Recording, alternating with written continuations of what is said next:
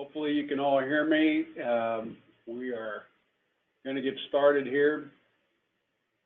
This is our last session for the summer. I don't know. Hopefully everybody's had a chance to get away, and if not, you're going to do it next week. What's that? Hey, can y'all hear me? Can somebody just say something? Hello? Yes, I'm here. I can hear you. You can hear me? Great, thank you. We were having a little bit of a technical challenge earlier, so just want to be sure it's working. Anyway, it's been a great summer. Lots of people out and about, but hopefully, today's session will be something you get some real value out of. I'm sure it will be.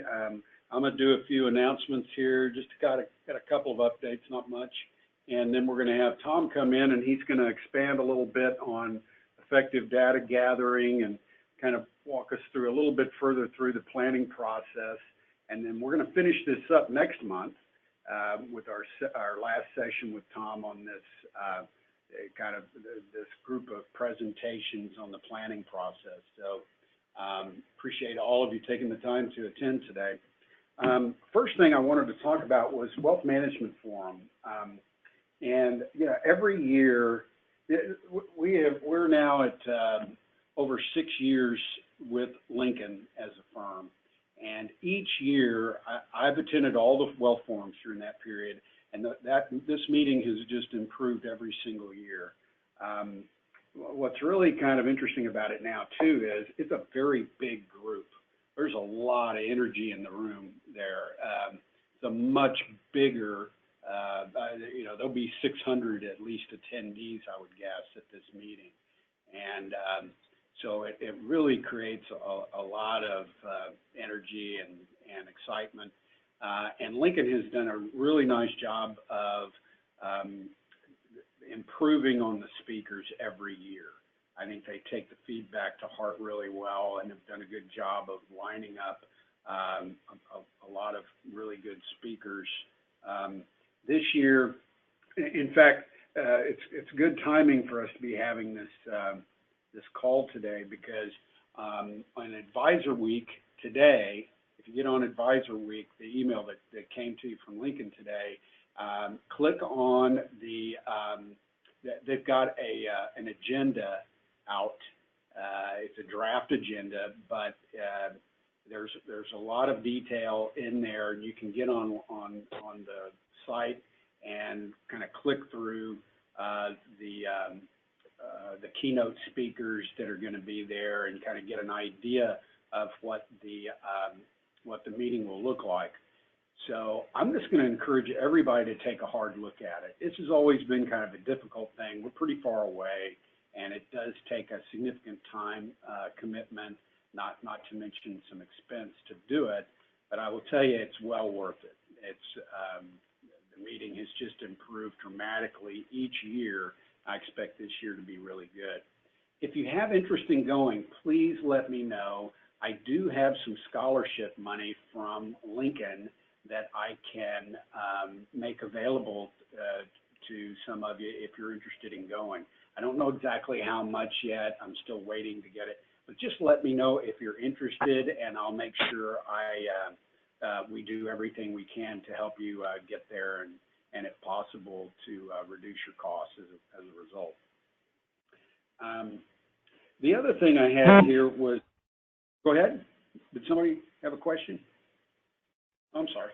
Anyway, the other announcement I wanted to make is I am working with Lincoln on a kickoff meeting. So it looks like in January sometime we will have a kickoff meeting. What we're probably going to do this year is coordinate with Karen Duncan and have a big group meeting that would include some of the other offices in our area that are not are affiliated with WMP. This is all part of kind of the annual road show that Ed does every year, where he does a kind of a State of the Union what's going on at Lincoln and what's on tap for the coming year, and gives everybody an opportunity to ask questions and kind of get immersed in what the Lincoln business plan is. What we're looking to do is do a kind of a combined meeting, and then probably have a separate group of sessions for WMP and a dinner and awards and some things similar to what we did last year. So I don't have dates yet. We're looking at going back to the same Marriott in Newport if we can get it.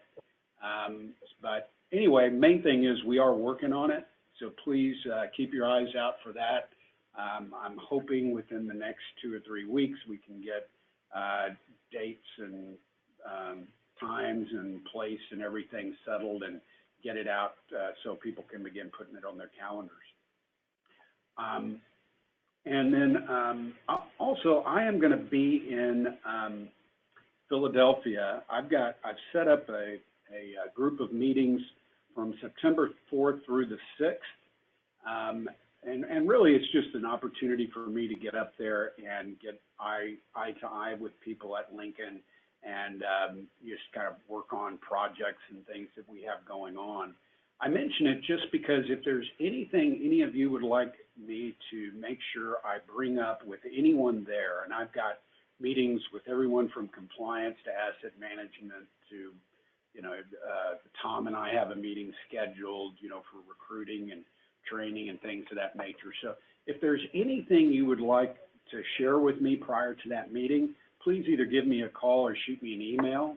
I'm trying. This is really an opportunity for me to go up and represent WMP and make sure that they understand both the opportunities and obstacles that we're dealing with in the field. So feel free to send me any of your thoughts, questions, ideas, anything that might be helpful to your business, to WMP.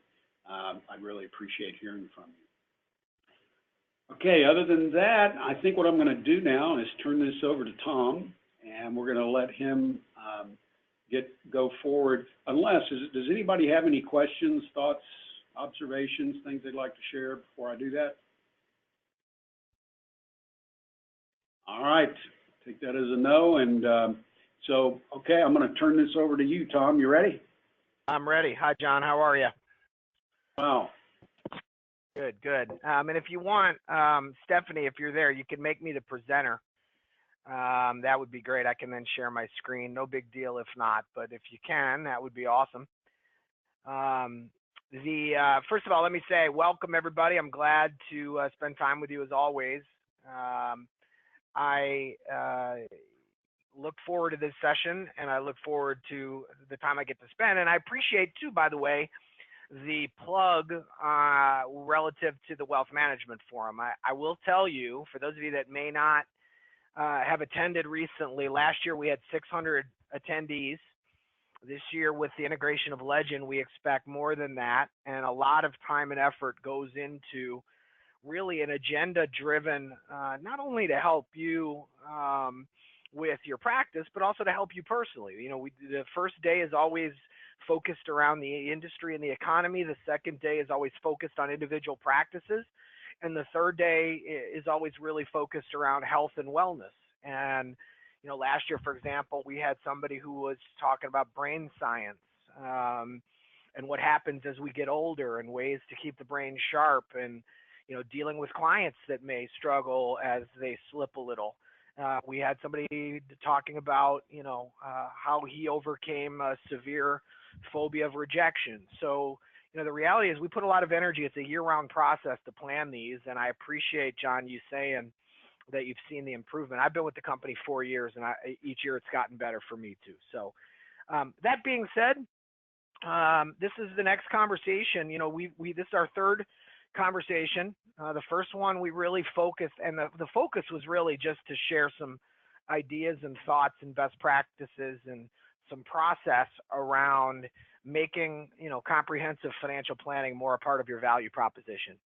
And we started, and we're really tracing it in this series. We're tracing it through the life cycle of a client interaction, right? So, The first conversation was really about how you brand yourself, how you represent what you do in the community, how you talk about financial planning to a prospect.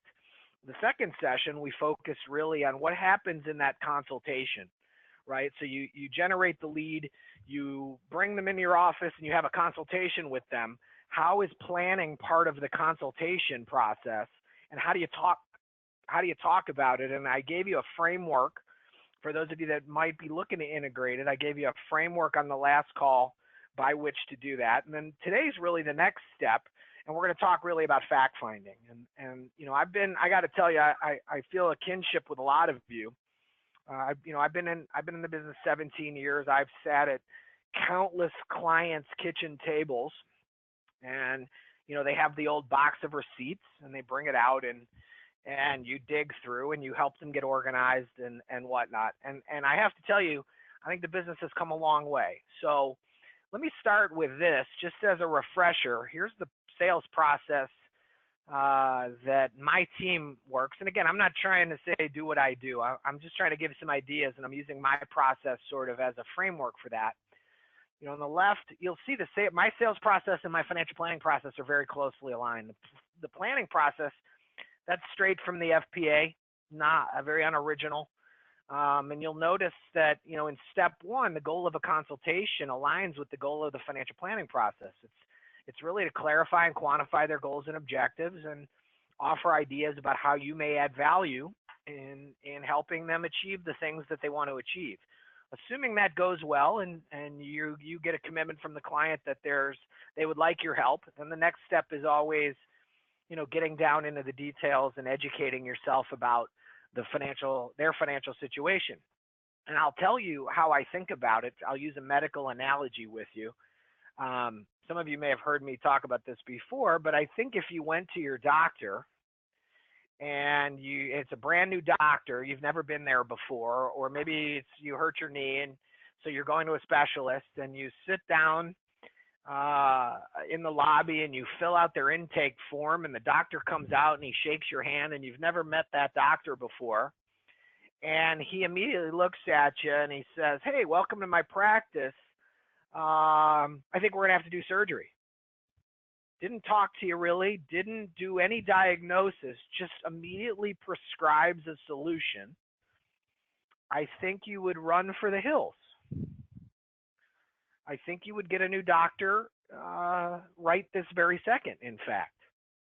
And so, what I've always tried to explain to clients is that, you should be afraid of prescription without diagnosis.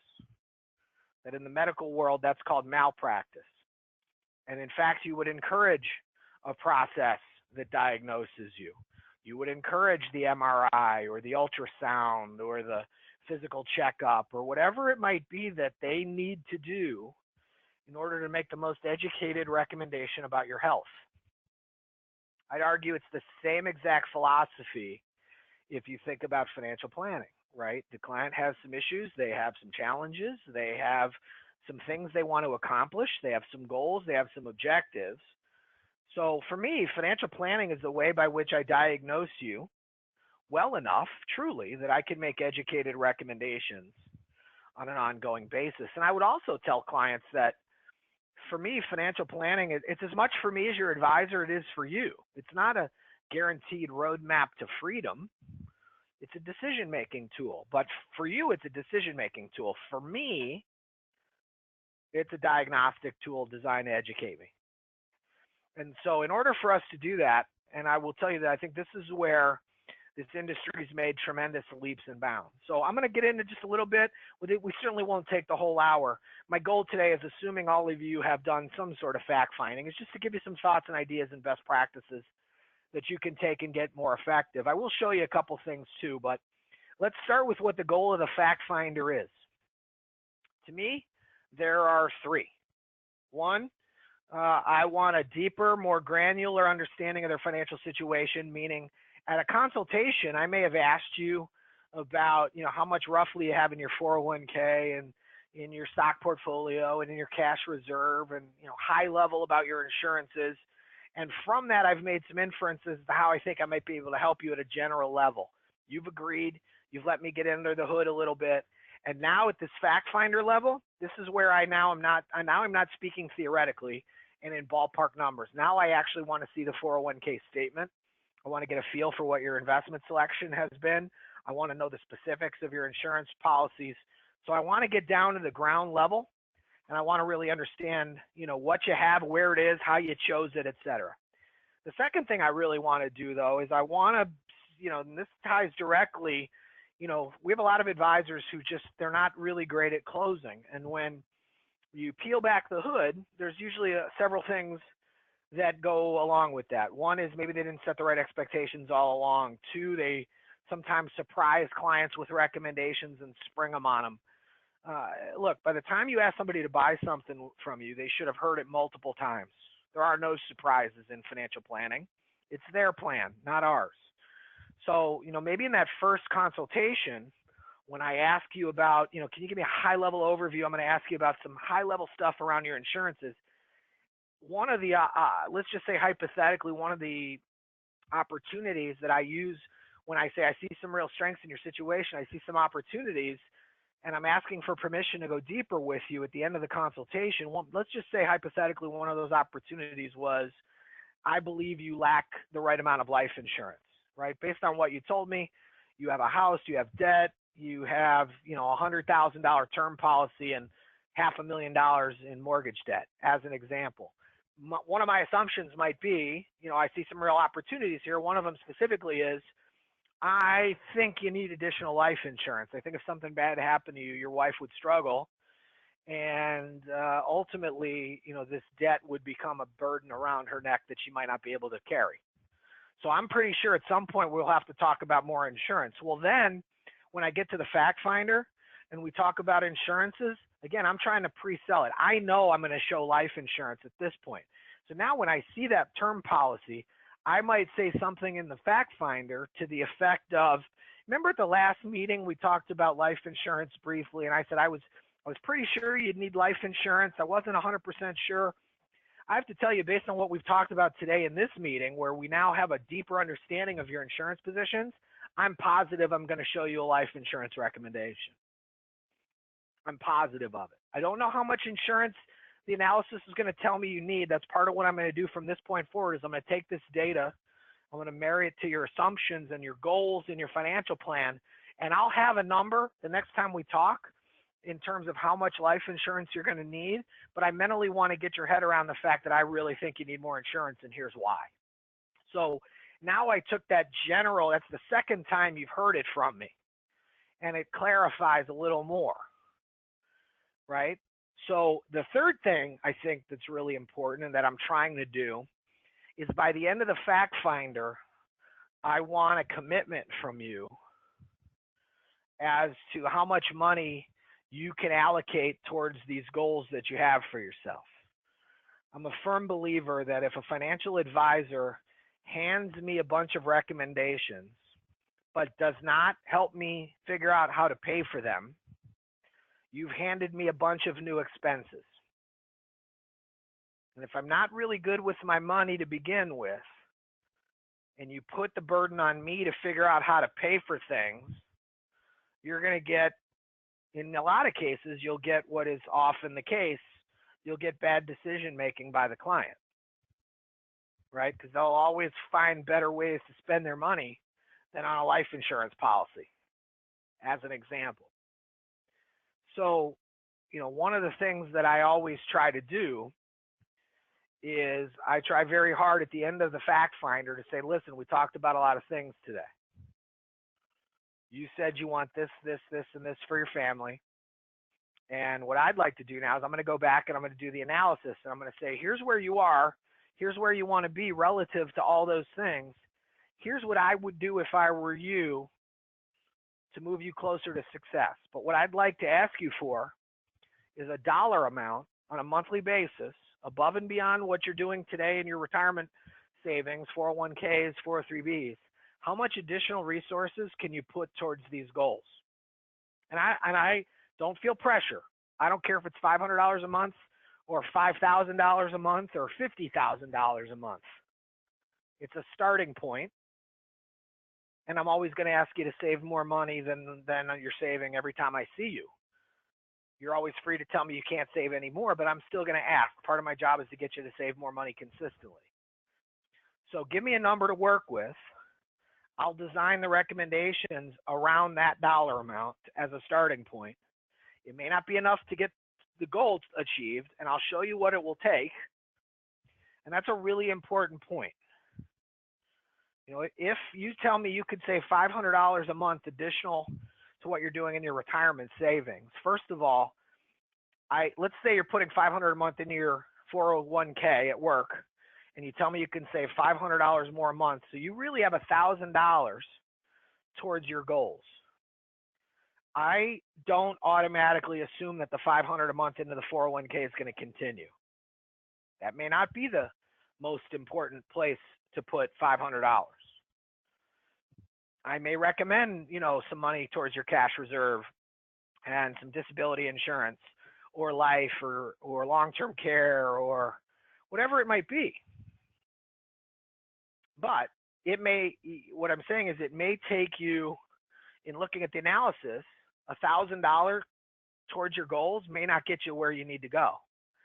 So what I try very hard not to do is I'll make the recommendations as if I had $1,000 to invest, but I make sure I point out to you and say, you know what, total achievement of the goals may be $2,800 a month. And I understand that's a little deflating, but it's not up to me to decide whether you can afford the $2,800 a month. I've based what I'm going to show you today and suggest that we implement around the $1,000 a month, $500 that you told me you could save, $500 you're already saving in your 401k, and I've based what I'm going to show you around $1,000 a month commitment total, but I'm prepared to show you what it'll take ultimately to achieve the goal. It's not up to me to decide if you're willing to give up eating out, or you're willing to cut down from the $300, you know, Verizon Fios television package to basic cable because your kid's education matters more to you. That's not up to me to decide. I think as advisors, we often like to decide what's important and what's not. Right, Mr. Client, your plan says you need $2 million in life insurance. I've made a decision based on your cash flow. You can't afford $2 million in life insurance. Therefore, I've only showed you $250,000. I try very hard not to tell people what they can and can't afford. I'll show you the $2 million, but then I'll say, you know, based on your cash flow, I'm prepared to show you alternatives. I just want to start with what it would take for you to fully fund the life goal. So I want a dollar amount because I really want to figure out how to pay for the things that I'm going to show you. I feel like if I can figure out how to pay for the things that I'm going to show you, you're far more likely in the grand scheme of things to buy them versus, you know, it's going to take $1,000 a month for us to make progress towards your goals, John. You know, you got to come up with $1,000 a month. And, you know, people who may not be great with money and may not be great with spending decisions are now choosing between going out on a Friday night or buying a term policy, and I know they're going to go out on Friday night. So I hope that makes sense. Here is my agenda for a fact finder. It's very simple. I build rapport. I go through the expectations for the meeting. The expectations very simply are to get a ground level understanding of your financial life and understanding some of the decisions as to how you have what you have and why you have what you have. So I want to understand what you have. I want to understand in some circumstances why you have what you have, and I want to understand how you chose what you have. And part of that is really because my goal, unabashedly, is to help you implement the right solution. So the more I know about why you have what you have and how you chose it, the more likely it'll be that I'll be able to influence your decision when I show you a specific recommendation. Then very specifically, we walk through fact finding item by item in the tool. At the same time, I'm making a list of all the documents that I'm needing, and I'm pre-selling. So, you know, I'll show you in a minute here. In fact, I'll jump to it now, and then I'll come back to these tips to wrap it up. But as an example, let me show you in my screen here. I pulled up an e-money plan, right? And in my e-money plan, let me just get rid of these. All right. So in my e-money plan, this is my e-money, and I'll show you a little bit with Money Guide Pro too. But in my e-money, I have clients and I have some sample clients, and let's just use John and Katie traditional as a sample client in e-money. And so I'll go to their overview, and what I would do in a fact finder is I would go to facts, and I guess I'll start with the process. So you become a client, you tell me in a consultation today that you see value in my consultation, the opportunities I pointed out to you. If you'll recall from our last conversation, that's how I close a consultation. I see some real strengths based on what we shared today, but I also see some opportunities. Here's what those opportunities are, and I'd really love your permission to get deeper with you and see if I could help you strengthen the strengths and strengthen the opportunities and align them with your goals. And assuming they say yes, then what I would say is great. What I'd like to do is share the rest of my process with you. Here's my process. It's never perfect. It doesn't always go this way, but more often than not, it does. What I tell them is, following our meeting today, I'm going to create you a website, right? And on e-money, it's pretty easy, right? You enter them, and then right here, you have client website. Set up the client website. I would hit this button, and I set up an invitation. This person doesn't have access. I would grant them access and set up an invitation for them to register for the website. And you'll notice there are, I can set all sorts of options. I'm not going to get into that. I am going to say, though, that I really want them to use this website. And what I say is I'm going to set you up with a website today. I'll send you the link. I expect in the next 3 to 5 days, I'm going to ask that you log into the website, and you can preview it if you wanted to see it. Here's what it would look like. I just hit preview just to give you a quick snapshot. Here's what it looks like. This is their website. So this is what they would see when they click on my link and log in. Now, in this case, there wouldn't be all these numbers because they wouldn't have linked anything. What it would offer is the organizer, which gives them the opportunity then to link accounts, spending, and I would tell them you got to work through this. And what I want you ultimately to do is link as many accounts as you can in the next 3 to 5 days. Okay? Next 3 to 5 days. I want you to link as many accounts as you possibly can. Then from there, I want to schedule a meeting where we can, on my end, share screens. You don't have to be in the office, and you don't have to be in the office, but what will happen is we're going to review your data inputs. And I'm going to then tighten it up. So again, if I'm looking at John and Katie, let's assume they went into their website and they this is the advisor side of e-money. This is what I would see, and then I would come to facts, and then I could review all of their data inputs. These are all the options that they would have. They would enter the information about their family. They would enter their financial priorities, right? They didn't enter any in this case. So guess what I would do? I'd say, why don't we talk a little bit about your financial priorities, John? These are the possible things that you could have as a priority. Why don't you tell me what's important to you?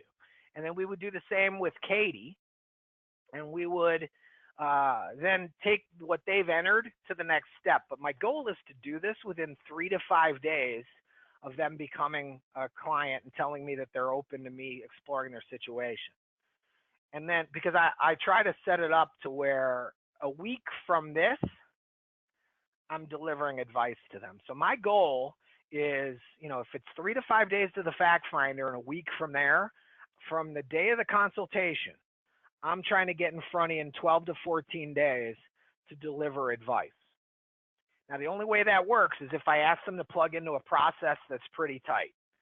I never schedule one meeting at a time. I think it's easy to reschedule and cancel one meeting. But as a client, if you think you're messing up my whole process, you are far less likely to cancel. So I would say to you, thanks for becoming a client. I appreciate the opportunity to get into it. So I'm going to send you this website. I want you to link as many accounts as you can in the next 3 to 5 days. Then I want to jump on a go-to meeting with you, and we're going to review everything you linked. I'm going to make sure I got all the assumptions that I need to be able to do the plan. And then in a week from then, we're going to set a follow-up meeting, and I'm going to deliver the plan to you, and we'll talk about the advice and the implementation. So it's a really tight process. And then on the go-to meeting, just like I'm doing with you all, we're reviewing click by click. Okay, great. Let's review your goals.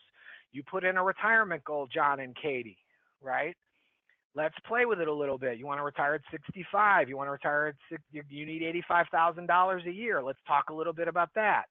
There's advanced fact finder options. If you hit this advanced button where you could talk through expenses, basic.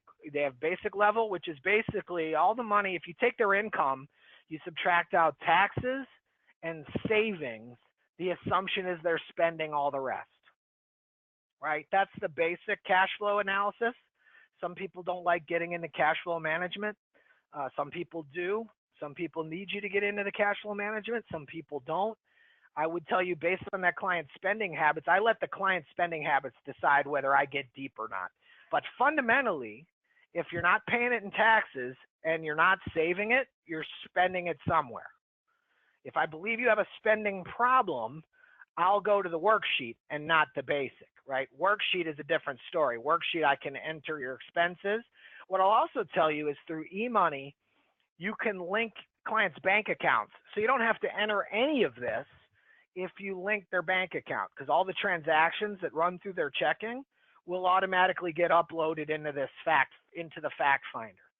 So, one of the things I'm trying to convey to you is remember the days of sitting at their kitchen table, digging through their receipts and their box of stuff has significantly been changed. And by the way, Money Guide Pro, I'm showing you eMoney today because it's the tool that my team uses and I'm better with this one. But I will tell you that Money Guide Pro also has aggregation features via Yodlee. So if you use Money Guide Pro for $30 extra a month, you can have a Yodlee extension. And Yodlee lets your clients link accounts through Yodlee, and then you can integrate Money Guide Pro with the web portal through eMoney, and now you've got a really sophisticated engine where you can create a client portal for the client. They can link all their accounts, and you don't have to do the PDF fact finder anymore. And I would argue that if you can learn to engage clients to participate at this level, entering your own data, you'll find that they'll tell you way more than you would ever ask them about, number one. And number two is you'll spend a lot less time on data entry.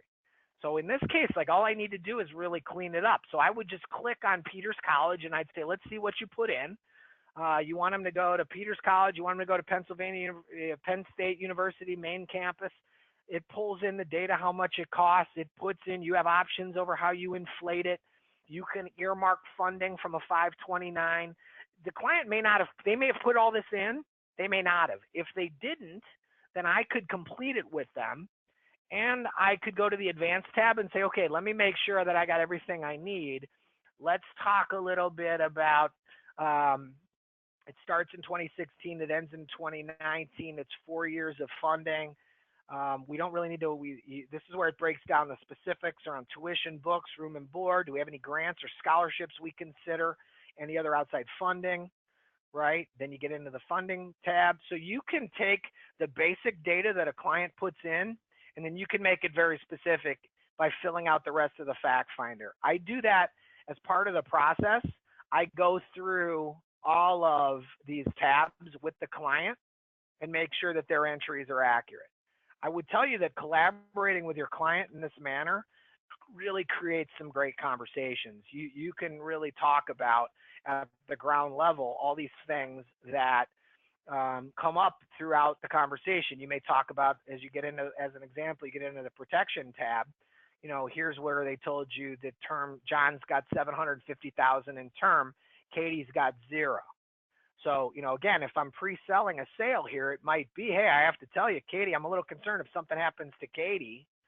John, I think your life would change tremendously. I don't imagine you would stop working, but I do imagine that you would have to pay for a lot of the things that Katie provides to your family. So why don't we talk about the impact of that on your investments? And I'm pretty sure I'm going to show you some insurance on Katie to help you offset that if something bad happened to her. And I got to tell you, John, you're the primary breadwinner. I'm really concerned that if something happened to you, you're 65% of your salary taxable would cause you some trauma. So I'm pretty sure I'm going to show you a supplemental disability recommendation to get that percentage up to 85, 90. In our next conversation, I'll show you, the specifics around that. But I just know from my experience, those are a couple things likely to be shown. So I'm really starting to tee up what I'm selling, and I'm doing it in a very logical way as I'm working through, the fact finder. The other thing I'm doing is I'm making a list of the statements that I need them to upload. So like, for example, when I go through, some of the savings and the contributions, right? I get the 401k, and I can see very clearly that they have one, and Katie's got a Roth 403b. What I would want them to do is, you'll see here, this has a vault feature where they could upload into the vault. Now, if I'm not using eMoney, or I'm maybe not using something that's aggregating, that's fine. Maybe I still use the PDF fact finder, or they're filling it out for me in a meeting or working through it together. That's fine. What I would do is at the end of the fact finder, though, I'd give you a list and I'd say, these are all the things based on our conversation. These are all the statements I'd like you to provide to me. One of them might be the summary plan description of the 401k, where I get to see the fees, the structure, and I get to see the investment selection choices that you have, so I can help you make the best decisions with your 401k possible. One of the things I do happen to like, though, about eMoney specifically is that it has this great vault feature where the client can simply upload this stuff into the vault. And it becomes a place where you can help them really consolidate all the important documents. You could have them upload insurance policies or estate planning documents or 401k statements or non-qualified investment statements. And it becomes a way to take a complex financial life and make it a little easier to manage. And it tees you up with the next generation, because instead of telling the children everything that you have, you just have to say, listen, I've uploaded all the pertinent documents into a financial planning tool called eMoney that I use with my advisor. If anything happens to me, you should call my advisor. He'll have access to my vault. So in my mind, it's a really great value add. But hopefully what you're getting from me is, sort of a modern look at what fact finding can be.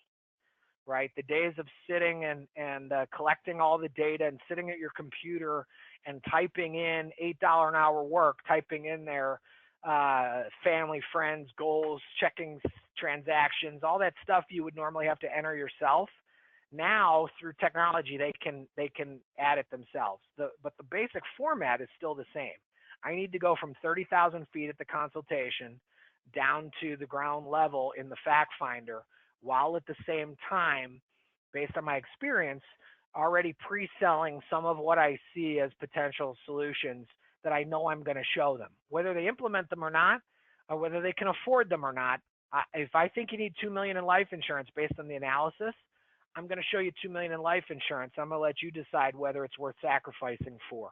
I don't make the cash flow decision for you. Right? I get that a lot. You don't understand, Tom, the client was broke. Well, I'm pretty sure if their car broke down and it was $800, they'd figure out how to fix the car. So it's not that they're broke. It's that they haven't prioritized the life insurance the way they would prioritize the fixing of a car. So my job as the advisor is to get you to be willing potentially to sacrifice if in fact you're committed to that goal. But I don't decide that, they do. Okay, so hopefully that's helpful. I will also tell you there's a lot of resources. So I'll just show you at Money Guide Pro. I also have that teed up. Just as an aside, I'm not going to show you any of the planning solutions here. What I will show you is if you are using Money Guide Pro and you're just getting going with it, they have a really robust training library that can help you get started with it. So if you click on, you'll notice I did the single sign-on, right? That's what this page is. And I clicked support right there, and what pops up is the Money Guide Pro support library. And you'll notice here there are a lot of really cool things that I'd show you. First of all, there's the knowledge base These are questions that are commonly asked by users. They log them and then they make them available to you. From there, let me see what happened there. That's the one thing I don't like is it makes you redo it every time. So now from there, I go into the live training. Money Guide Pro has a really robust training library. They have introductory webinars all the time. You'll notice there's one on Monday. Maybe you're new with Money Guide Pro. Well, at 8 a.m. your time on Monday, they have a session on new user onboarding. If that doesn't work, they have one at 8 a.m. on Wednesday. If that doesn't work, they have one at 8 a.m. on Friday. So you can try to find the session that works best for you. They got one getting started, 4 o'clock Eastern. If you're brand new to it and you're just learning your way to kick around Money Guide Pro, maybe you know your way around a little bit and you want to get a little more specific. They always have some specialized webinars. They have 2 next week, one on understanding updates to CMAs, and they have wealth access and Money Guide Pro integration support. So if those are things you've been struggling with, they've got the sessions. In addition, they have in-person training catalogs. Interestingly, they got one coming up in Phoenix, September 17th and 18th. They got another one here in Philly on the 10th and 11th as an example. You can plug these in-person trainings in.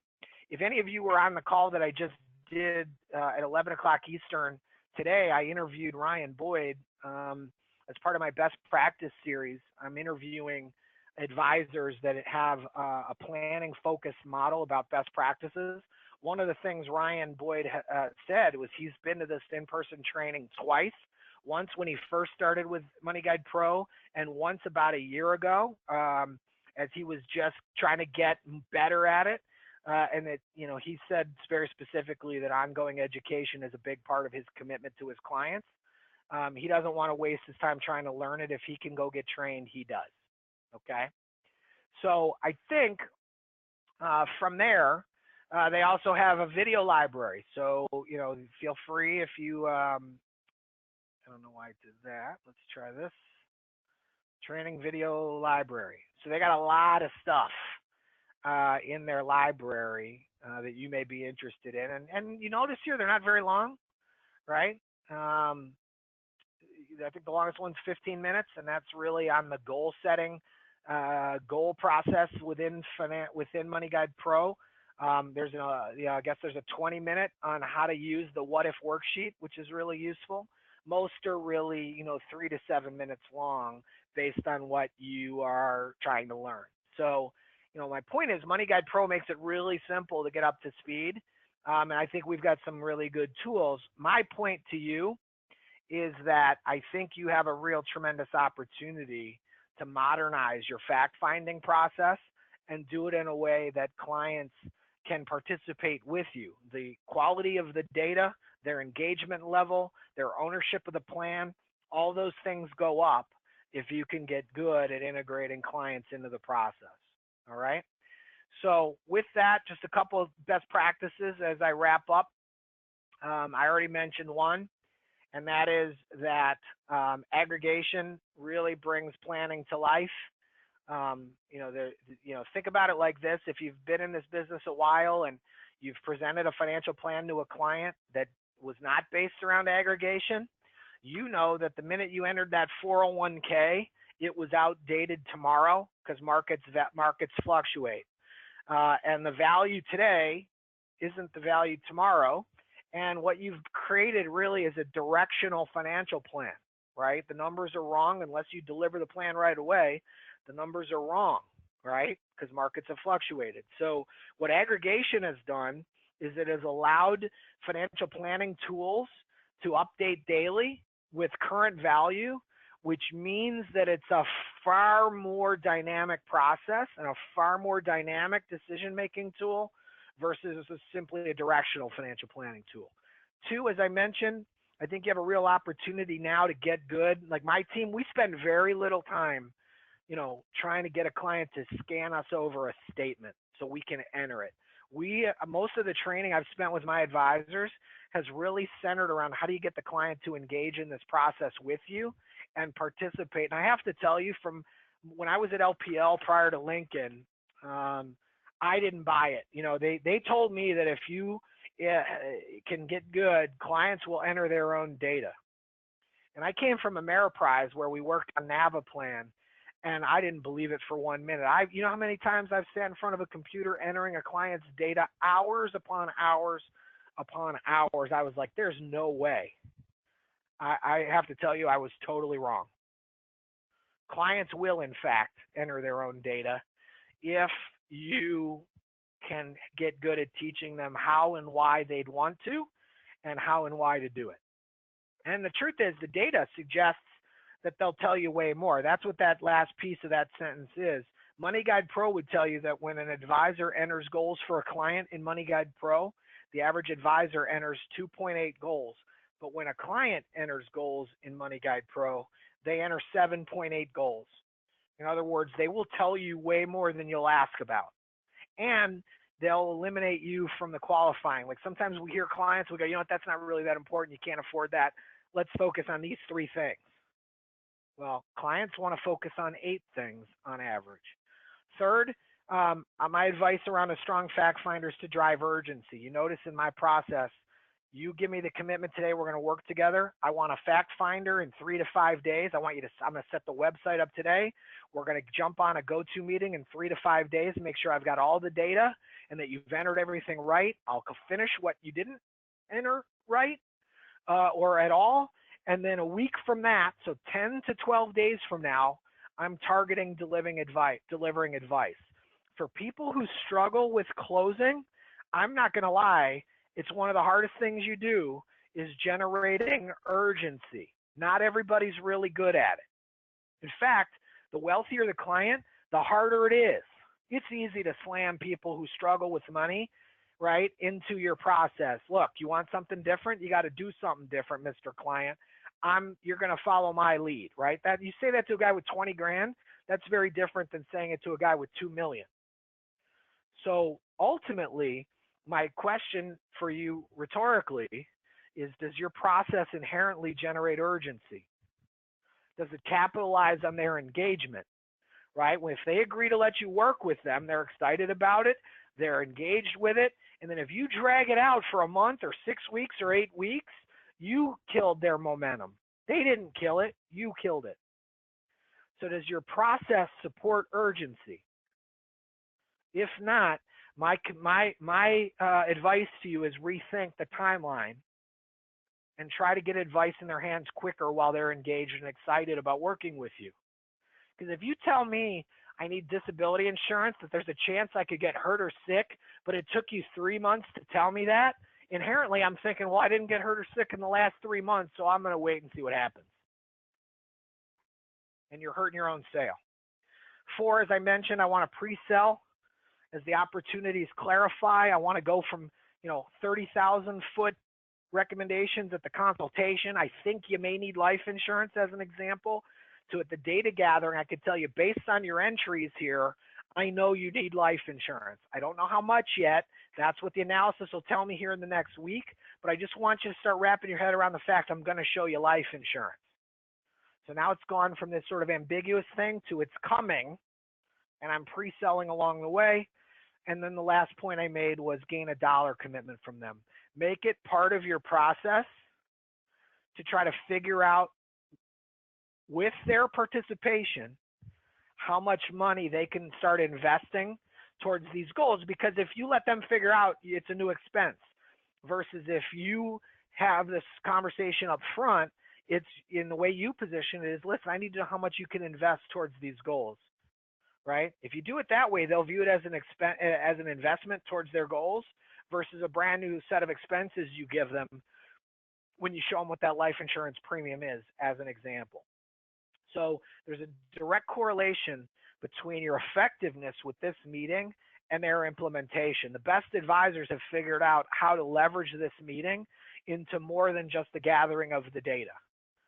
I hope that's helpful. That's an awful lot, John, in about 40 minutes, but I hope there's some value in there for you. And I'm assuming we've all done this before. So my goal was just to share some ideas and best practices and give you some sense of how I would use these tools today to drive a different sort of meeting.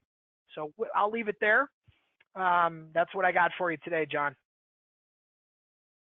Hey, Tom, thank you. Yeah, you know, you're right. I think everyone on the call, I'm sure has a process, that they use. But one of the things I hear and see quite often is, the desire to tighten up that process and to kind of remind yourself of what the end result you're trying to get to is. And, any idea to help shepherd clients through the process in a more efficient way is really valuable. I was talking to someone the other day about, attending meetings and all the things like Wealth Forum as an example. If you come away from a session like what we've had today, or the Wealth Forum meeting, or really any kind of educational opportunity, with one idea, with one phrase, with one thing that might make you more effective and efficient with a client, that's a huge win. It's amazing. There's a lot of things that we kind of take for granted in the process that have more influence over that client's, decision-making process than we think. So, a lot of what you shared with us today and what you've shared with us leading up to this, I think, are just different ways to maybe consider your process with clients and how you might have that conversation in a more effective way. So, no, this was exactly what we're looking for, and I really appreciate it. Does anybody have any questions for Tom? Okay, well, here's what I'm going to suggest then. First of all, again, I'm going to make one more quick plug for Wealth Management Forum. Do look on, this is a great day to just kind of, while it's a warm subject for you, go on to your email, look at Advisor Week, and then click on that. There's a tab there that talks about an updated agenda or draft agenda, I think, and take a look at it, consider that trip, start thinking about it. It's going to be here before we know it. It's like, in the second week of October, I think. Also, remember September 12th at 10 a.m. Will be our next WMP webinar, and this will be the wrap-up of the planning process with Tom. So we're going to kind of take everything that we've talked about to this point. We're going to, and Tom's going to kind of show us how, in his process, we wrap things up, we move forward with the relationship with that client and what that looks like, and just some ideas that might help you kind of solidify the process here. So please get that on your calendar. All of you enjoy the last few days of summer as best you can, and please let us know if we can do anything for you. Appreciate your time, and take care. Thanks, John.